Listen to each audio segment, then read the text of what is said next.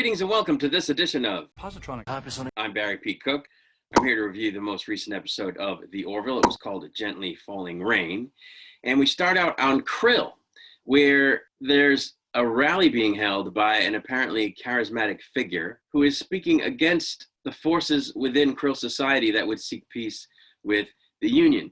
She insists that Krill comes first and asks the crowd to support her for Chancellor. Oh boy. On Earth, we find ourselves at a production of Annie being put on by members of the crew of the Orville for both human and Krill dignitaries, which the Krill found a bit scary because of the song The Sun Will Come Out Tomorrow, seeing as in their culture, the sun is like a harbinger of doom. At a diplomatic dinner after the play, the Admiralty from the Union and the Union President talk with the Krill Chancellor and his immediate underlings about how their alliance is good for both of them because it all but ensures that the Kaylon will be defeated. But one of the Chancellor's compatriots seems less agreeable about the whole thing. And in conversation, it comes to light that the Chancellor expects to be soon re-elected against the woman from the opening of the episode, whom he says isn't really a significant opponent because all she does is stir up a small number of people with fear-mongering. We then find the bridge crew in a simulation of an Old West pub, which they are in as part of an overall simulation that apparently is some type of pub crawl through history. There was a reference to when Bortus had a mustache before, and then Isaac walks in sporting a fake mustache on his robot face and wearing a cowboy hat, saying, "This town will not accommodate the numeric totality of our combined masses," which is another way of saying, "This town ain't big enough for the two of us." Before they can continue in this simulation, the captain is called away for a priority communication about the seemingly successful treaty negotiations, which will now culminate in a treaty signing on the Krill homeworld, to which the Orville will ferry the Union's delegation.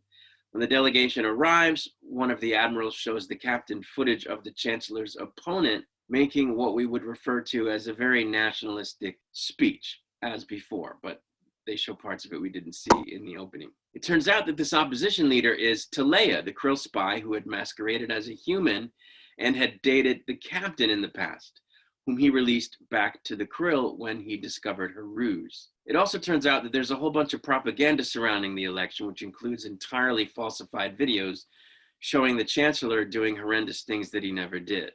The captain and the president and others depart the Orville by shuttle after being escorted to Krill by a Krill welcoming committee in order to attend the treaty signing on election night. And after a bumpy entry through the weird atmosphere, they arrive in the capital city. In a surprise upending, the Chancellor loses the election.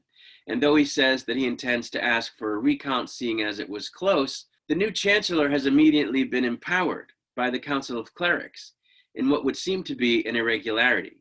And under her authority, the Chancellor is arrested along with the bridge crew, the Union President, and the Admiral. Following this, in front of a massive crowd, the new Chancellor straight up murders her predecessor. Captain Mercer is brought before the new Chancellor and he tries to reason with her, but she doesn't hear him at all. And she explains that he and the rest of the delegation will be executed in the morning. Meanwhile, the Orville manages to escape capture in orbit and retreats to a safer distance from where they try to secure the release of the delegation by communication, but are told they better get back to Earth or they're going to be destroyed. Upon leaving the new Chancellor's office, the captain is told to put on a cloak and he's led through the city by some soldiers before his party is ambushed and he's grabbed by some other guys. They take him to see a child who is apparently his daughter with Talea. Apparently, she's been abandoned by her mother to keep her secret so her existence wouldn't tank her political ambitions, because obviously she's a human Krill hybrid, and that wouldn't go well with her Krill first or Krill comes first supporters. Her caretakers think that if the captain convinced Talea to acknowledge a child, it could sway some of her supporters away from opposing the treaty with the Union, such that the treaty could still occur. And it turns out that the original group of soldiers that was escorting him through the city had been ordered to take him back to his ship because Talea didn't actually want to kill him. Anyway, there's a scene here where the captain meets his daughter, and it was just a really good scene. And, you know, Seth MacFarlane isn't the best actor on the planet, but he did a really good job in this scene. And I just thought his performance was really good. Meanwhile, a massive fleet of Union ships set out to return to Krill. The captain is taken to see the Chancellor, and he confronts her about, to Leia, and he confronts her about their daughter, whose name is Anaya, which means gently falling rain in Krill. And he tries to explain to her that she needs to join him in celebrating their child, not hiding her. And when she expresses disdain for the child, Mercer demands to know why she had her if she was only going to have her live a life of a prisoner, completely abandoned by her mother. At which point she explains to him that terminating a pregnancy is verboten on Krill, absolutely not allowed. And she takes him to see a couple who are being held captive and punished for terminating a pregnancy. And it turns out that the punishment is they're put before a simulation of what their child would have been when their DNA profile is used to create a simulation of this child. And the child, says, "Why did you send me away? I would like to have known you." And Mercer is horrified at this. At yet another public rally, Leia goes about the business of publicly executing the Union delegation, starting with the president, whom she stabs, as Union ships engage the Krill in orbit. After she stabs the president, Lamar and the doctor show up disguised as Krill and rescue the delegation. This is followed by a crazy chase sequence through the capital city, which turns into a crazy trip from the surface back to the Orville through a battlefield. And it's at about this time that I was really wishing the Union had transporter technology. With the delegation successfully rescued, the Union fleet returns to Earth. Before the episode ends, we see Leia secretly observing Anaya, but there isn't really any hint of what she's feeling as she observes her, which was kind of unsettling. Because, now that Mercer knows of her existence, there's a chance that he'll go public. And this, of course, would be bad for the new chancellor politically, Leia, bad for her politically, and which means she might have her kid disappeared. So, yeah, that's a sobering thought. I'm wondering if we're going to see her again, if we're going to see Leia again. I think we can pretty much count on that. I think this is going to come back during the rest of the season, because now the Union is looking at having to fight a war on two fronts, against the Krill and the Kaylons, or at least against the Kaylons without the Krill's help. So, this is a sticky wicket, as they say. So I'm sure we're going to see more about this situation, and I have a feeling that the whole daughter thing and Leia are going to come up again. I like this episode. I think, the story at the heart of it is a story about trying to overcome differences and celebrating common ground and learning to see what is alike about someone that you don't get along with versus how much is different about them. And, it's a common theme throughout sci-fi, throughout Star Trek. And I've always liked those stories, and I think they can't make enough of them, really, because people need to see these stories over and over so that they get it, that trying to find common ground is really the way to go.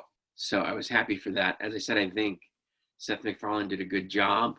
I think the writers couldn't have done a better job of marking out the positions of the parties, especially the Krill. The thing is that it was a little on the nose and a little too obviously a thinly veiled stand-in for the right wing in American politics, and for that matter, at least England as well, which is very similar to our right wing. And I don't mind that myself, but I do like it better when it isn't quite so one-to-one, when there's a little bit more finesse in the writing, or slickness in the writing that doesn't make it so obviously.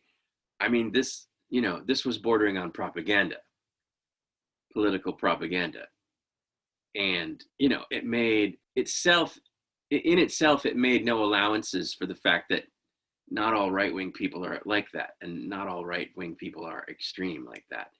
And it sort of painted them as, an evil monolith. Although there were moments where some of the Krill on the planet were like, we believe in the treaty, we think that, the old chancellor had it right, and, we don't agree with Leia, but they pretty much a caricature situation where they painted the krill and Talea's supporters as this just one-dimensional, like, Nazi contingent. So I found that ironic because the whole message of the episode is, let's try to see what's alike about us and let's not, be so quick to hate other people. Yet it would seem that they didn't give real life right-wing people any quarter in the way they depicted them vis-a-vis the krill bad guys in this episode. And yeah, I don't love that. I don't love it personally, and I don't love it because it's going to inflame Orville fans who tend to lean to the right, because they're going to feel attacked. They're going to feel painted with a broad brush. They're going to feel demonized. And I think, I wouldn't be able to tell them that they're incorrect about that. And having them feel that way is not productive to the very real political problems that we have in the US, as well as in Britain and probably elsewhere, which is what the ultimate goal of a show like this should be, right? To engender understanding and thoughtfulness.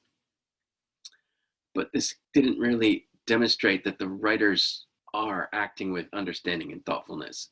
So I think that's a bad thing. And I think the point that this episode was trying to make is sort of defeated by the way they went about making it. Unless, the Orville fans who tend to lean a little bit right don't take as much umbrage at it as I think I would if I were they, but I don't know how likely it is that they won't, because it would be hard to not take umbrage at it, I think. Anyway, I did like what this episode was going for. I think, like I said, the acting was good. I just wish they hadn't been as sort of heavy-handed about depicting the, religious nationalists the way they did in the form of the extremist krill people. But I will be back to review the next episode. I am going to go for now, but as I do, I wish you peace and long life.